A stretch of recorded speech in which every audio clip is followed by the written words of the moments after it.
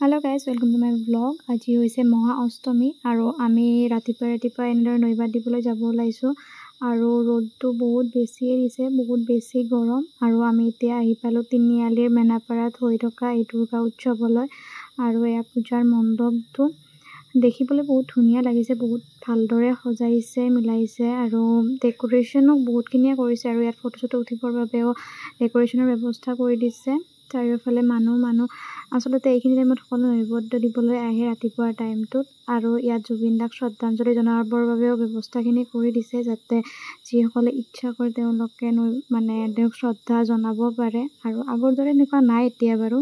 ৰাতিলৈ আহিলোঁ আমি মালিগাঁৱৰ পূজা চাবলৈ। মই আজিলৈ আহি পোৱা নাছিলোঁ, মিৰ্জা বা জাৰবৰী তেনেকৈ চাইছিলোঁ। ফাৰ্ষ্ট টাইম মই মালিগাঁৱৰ ফালে আহিছোঁ আৰু ধুনীয়া লাগিছে যেনেদৰে সজাইছে বস্তুবিলাক খৰিকাৰে আৰু ডেকোৰেশ্যনটো আচলতে মই এনেকুৱা দেখা নাছিলোঁ, তো ফাৰ্ষ্ট টাইম দেখি পেলাই বহুত ভাল লাগিছে।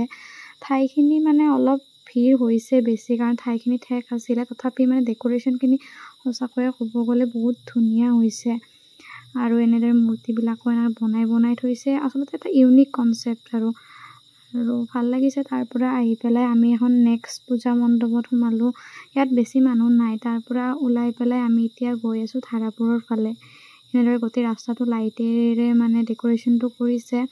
ধাৰাপুৰতো অইনবাৰৰ দৰে তেনেকুৱা মানুহ নাই, এই মানুহৰ পৰিমাণ বহুত সেমেকা কাৰণ জুবিন দাৰ ঘটনাটোৰ পৰা মানুহবিলাকৰ মন এনেকুৱা ভাল নহয় আৰু এইটো এটা হনুমানৰ বহুত বৃহৎ মূৰ্তি বনাইছে। এয়া ধাৰাপুৰৰ পূজা আৰু ইয়াত ম'ম' খাই ল'লোঁ অলপ। বাকী এয়া নেক্সট নৱমীৰ দিনা মাহঁতৰ লগত পূজা চাবলৈ আহিলোঁ আৰু নৱমীৰ দিনাও বহুত বেছিয়ে মানুহ হৈছে।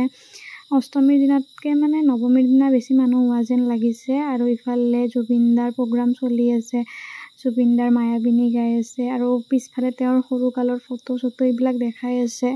বাকী ভিডিঅ'টো ভাল লাগিলে আপোনালোকে লাইক, কমেণ্ট, শ্বেয়াৰ, ছাবস্ক্ৰাইব কৰি দিব আৰু তেনে বিশেষ একো নাই কাৰণ সকলোৱে যদিহে জুবিন দাৰ ঘটনাটোক লৈ মনটো বেয়া কৰি আছে যেন জুবিন দাই ন্যায় পায়, সেইটোৱে আমি সকলোৱে কামনা কৰোঁ।